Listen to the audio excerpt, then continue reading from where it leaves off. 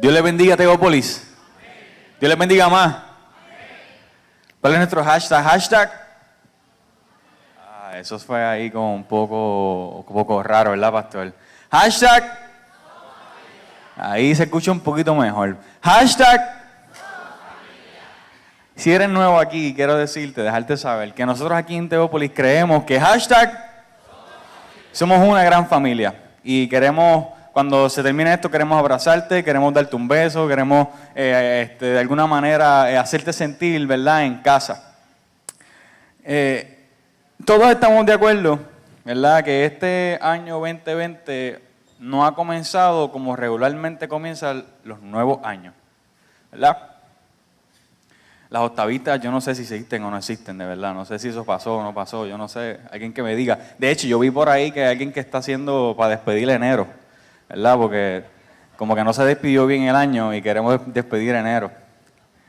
No se ha comenzado bien este año 2020. Es casi imposible estar enfocados, como dice el tema de esta serie, porque no hay una conversación que no termine en ¿qué? En los temblores, en los terremotos. Es casi imposible poder estar comiendo tranquilo y estar enfocado, ¿verdad?, en esa única tarea de alimentarte sin pensar en que no tiemble. Es más, ya no es normal, ya vamos al cine y lo que probamos, la salida, ¿dónde está la salida? Sí, míralo allí, ya. En el cine nunca yo había hecho eso y ya uno, ¿verdad?, comienza a hacerlo. Y esa palabra de estar enfocado en estos días es un poco difícil, ¿verdad?, de completar porque la incertidumbre y la ansiedad quizás nos desenfoca. Pero es importante comprender que nosotros como cristianos, como iglesia, debemos permanecer enfocados en la tarea que Cristo nos ha dado. Y de hecho, hemos estado comenzando a hablar este nuevo año aquí en Teópolis de que tenemos que estar enfocados en apuntar a Jesús, de que tenemos que estar enfocados en proveer herramientas. Y esta mañana vamos a hablar de que tenemos que estar enfocados en la vida en comunidad. Hace 2 domingos atrás hablamos de apuntar a Jesús con todo lo que somos y todo lo que hacemos. El domingo pasado hablamos de que debemos vivir una vida abundante en obediencia y en gratitud para, ¿verdad?, proveer herramientas.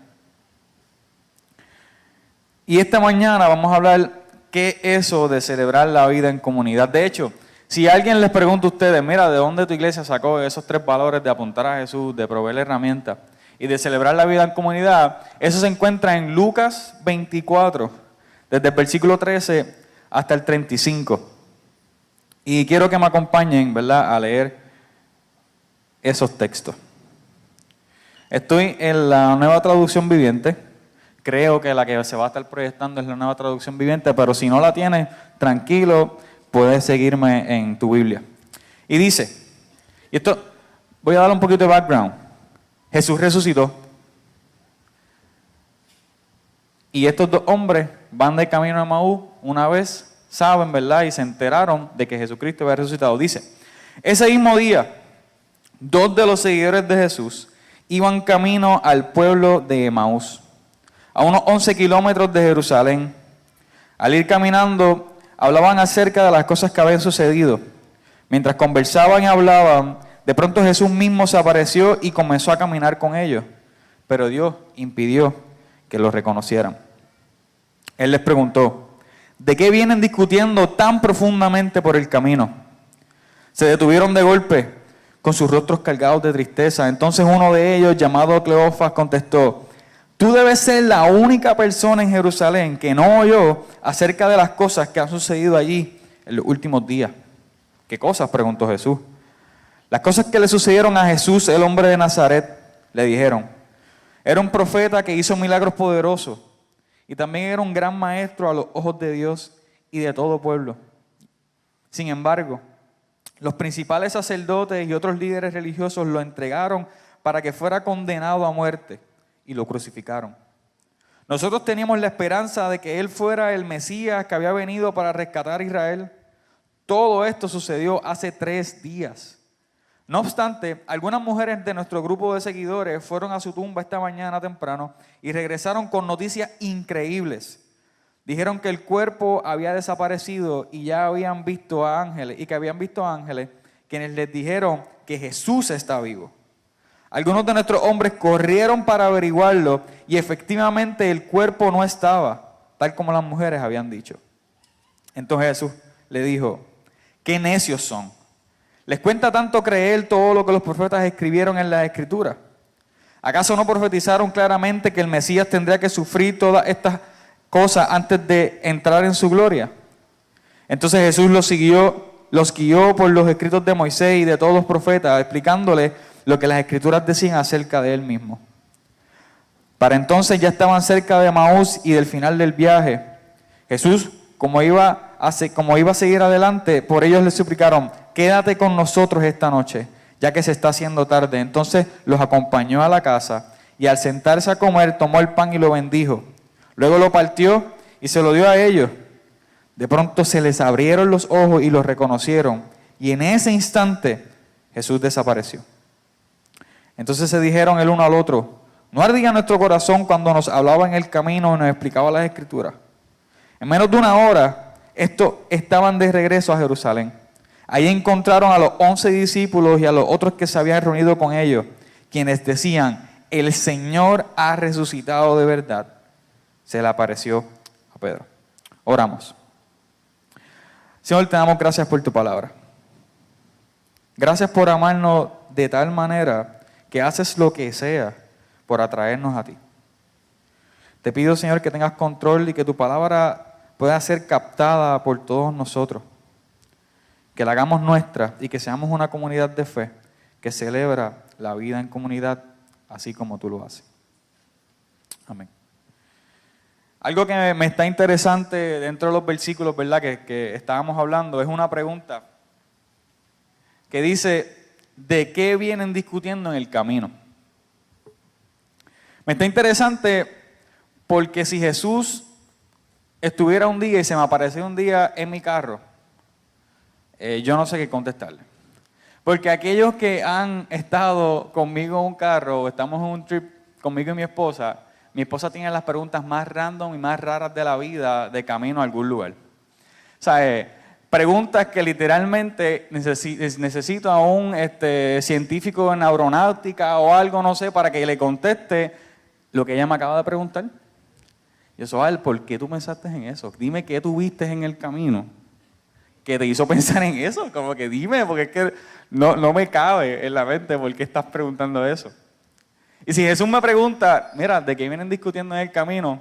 Yo le diría, mira Jesús, pregúntale a ella, porque en verdad yo no sé de qué estamos hablando. Ahora, piensa y reflexiona cuando tú venías de camino aquí esta mañana.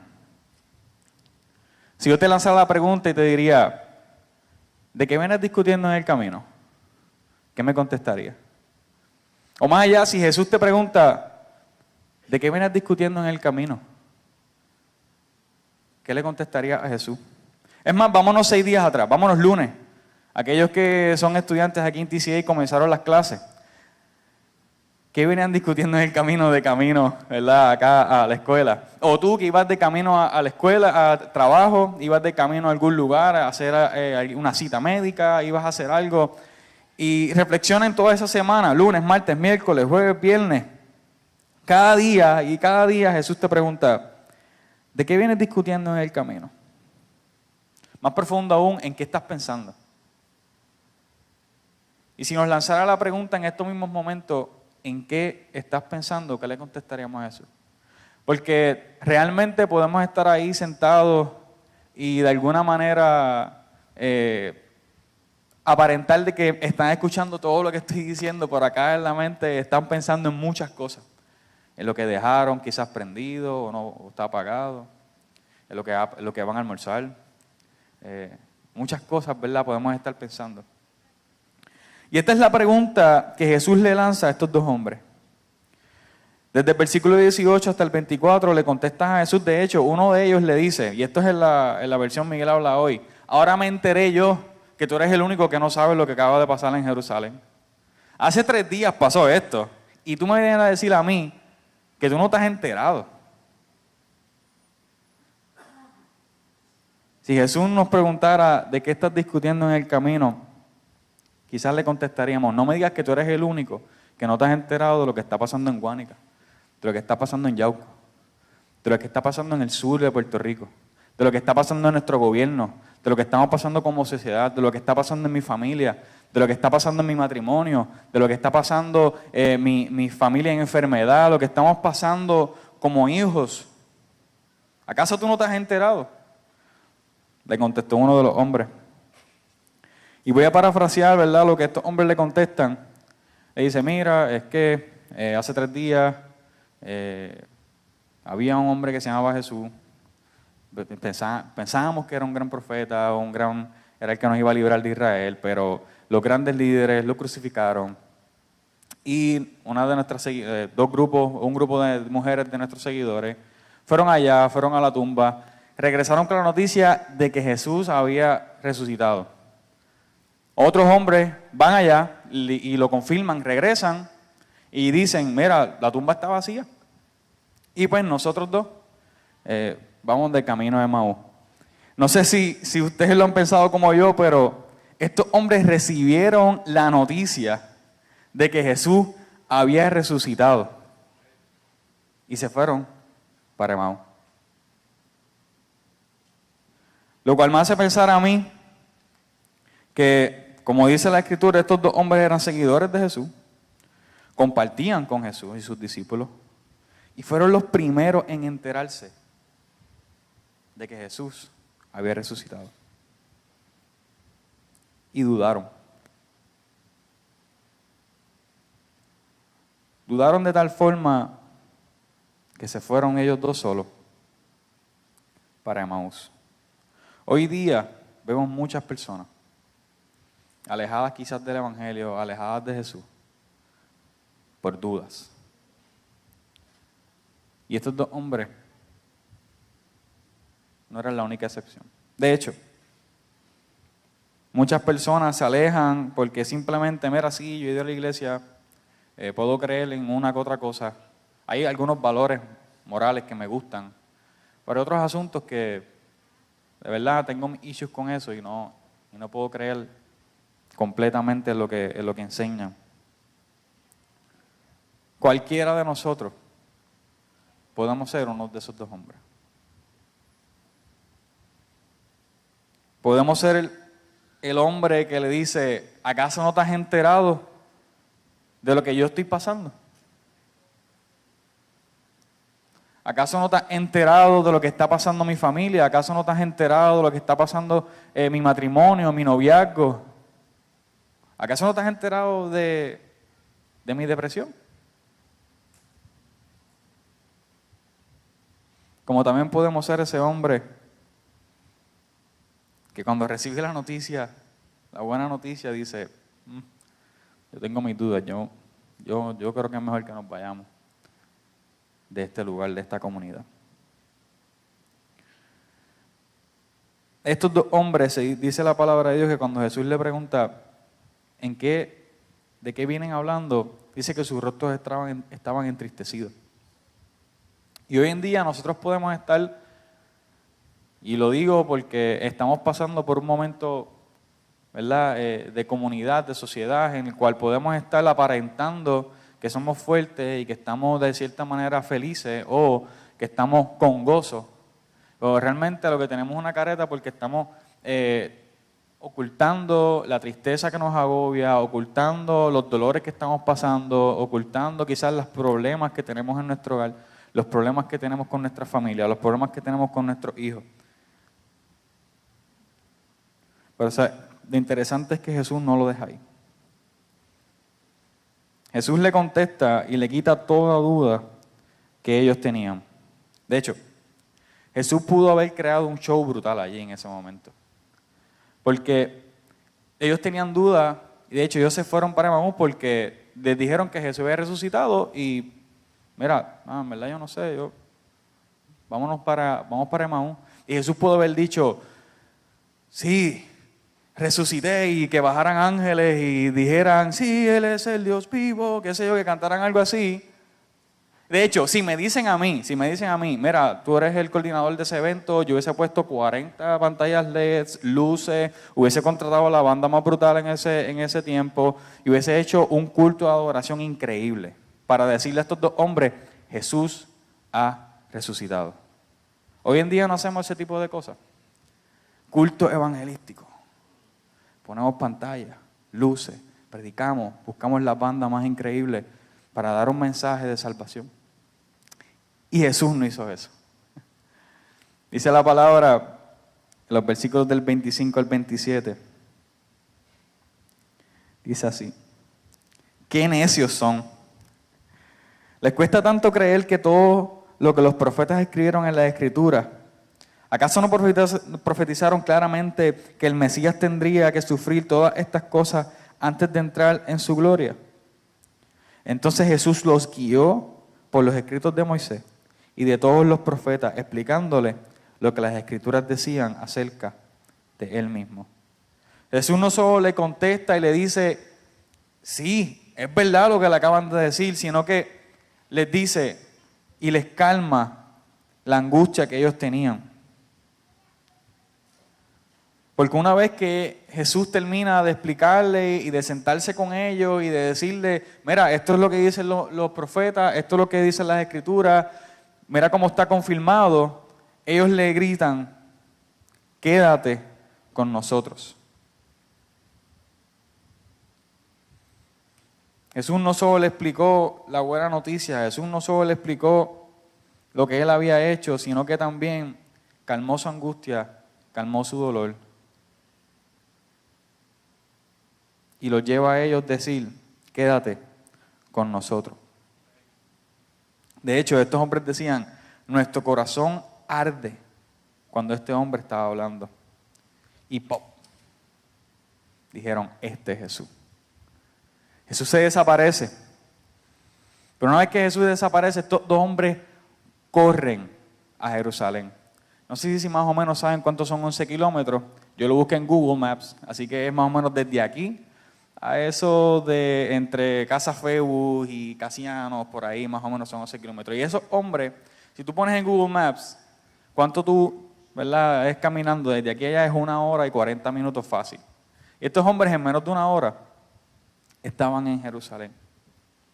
Pero, ¿por qué Jesús hizo esto?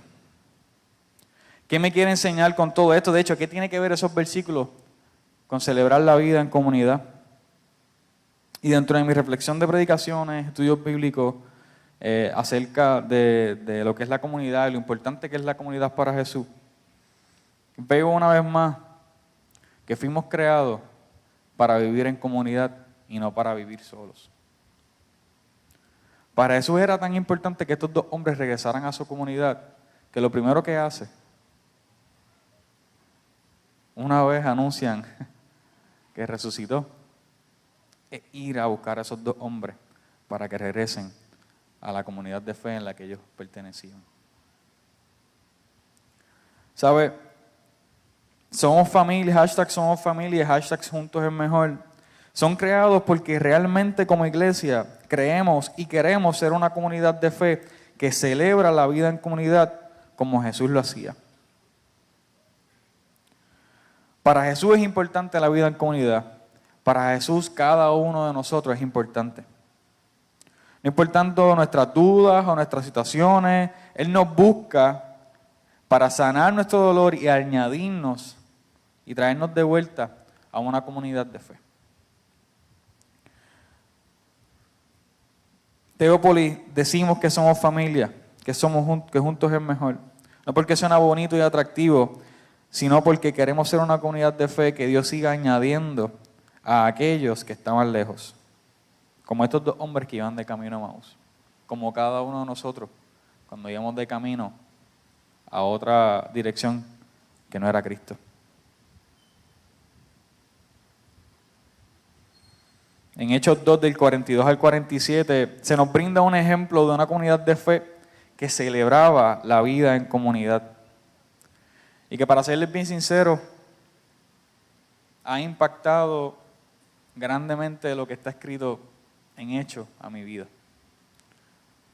y ha cambiado completamente lo que pienso de lo que es ser una iglesia verdadera. En Hechos 2, del 42 al 47,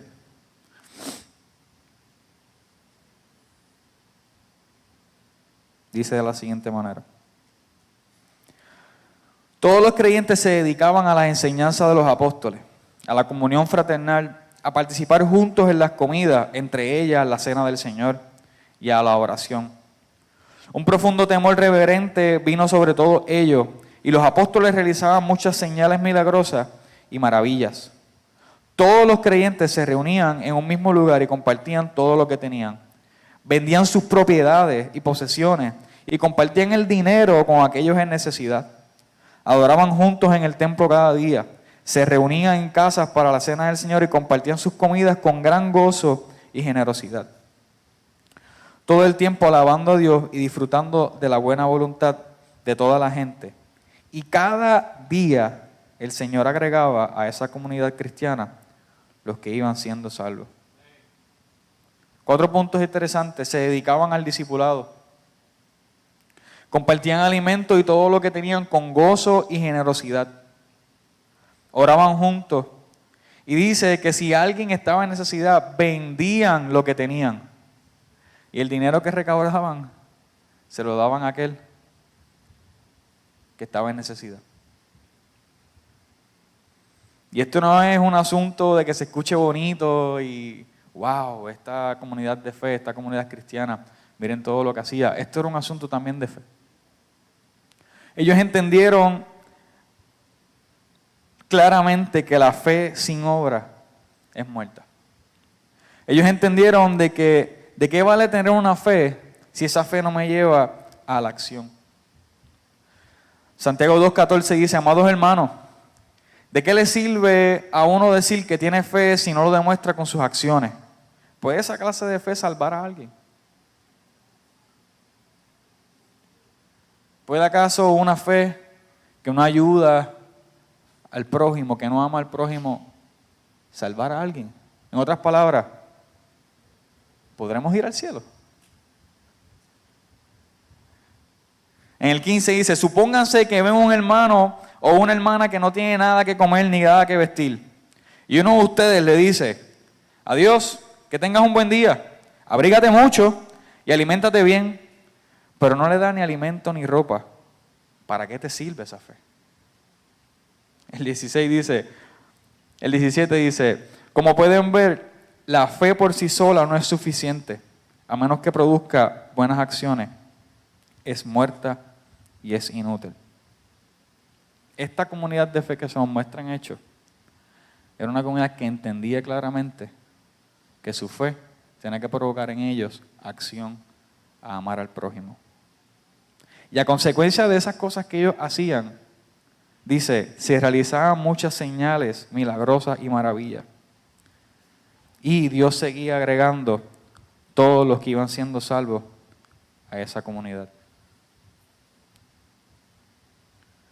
Lo cual nos deja saber que esta comunidad había pasado de quizás ser de todos judíos a añadir griegos, añadir gentiles. Y esta comunidad hacía con ellos y los aceptaba como familia. Una iglesia que celebra la vida en comunidad es una iglesia comprometida en amar al prójimo.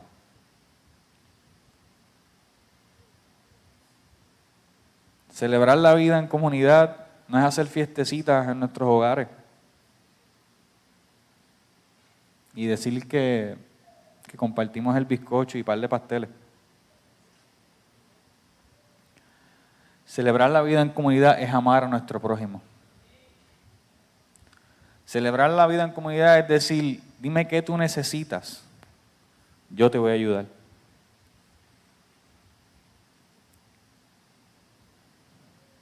Celebrar la vida en comunidad es celebrar la vida como Jesús lo hacía.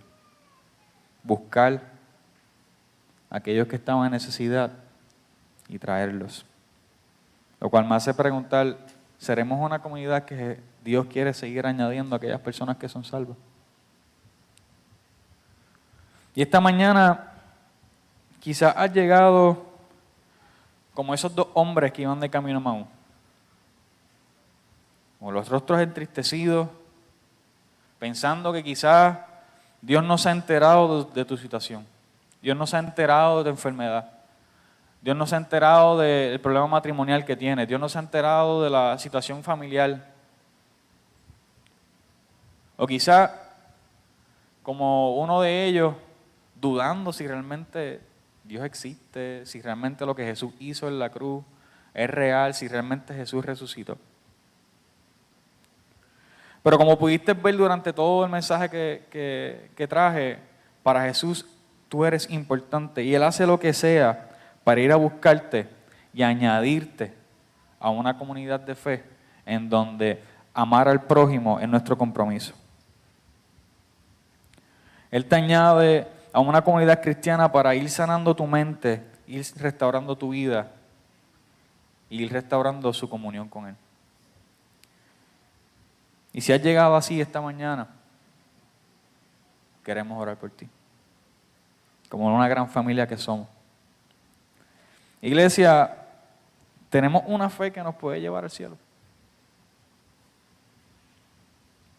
Amamos a nuestro prójimo de tal manera que vendemos lo que tengamos para ayudarle. Si quieres hacer un compromiso con Cristo, si eres valiente y dices, yo quiero ser igual a esa comunidad que se nos habla en hechos. Yo quiero ser como esa comunidad de la que se habla en hechos. Queremos orar. Gracias por tu palabra. Gracias por tu ejemplo. Gracias por salvarnos. Gracias por todo lo que haces, Señor, para buscarnos y atraernos a ti. Gracias, Señor, por Teópolis. Espíritu Santo, te pido que esta palabra no se nos olvide y que podamos ser una iglesia que celebra la vida en comunidad viviendo en amor a nuestro prójimo.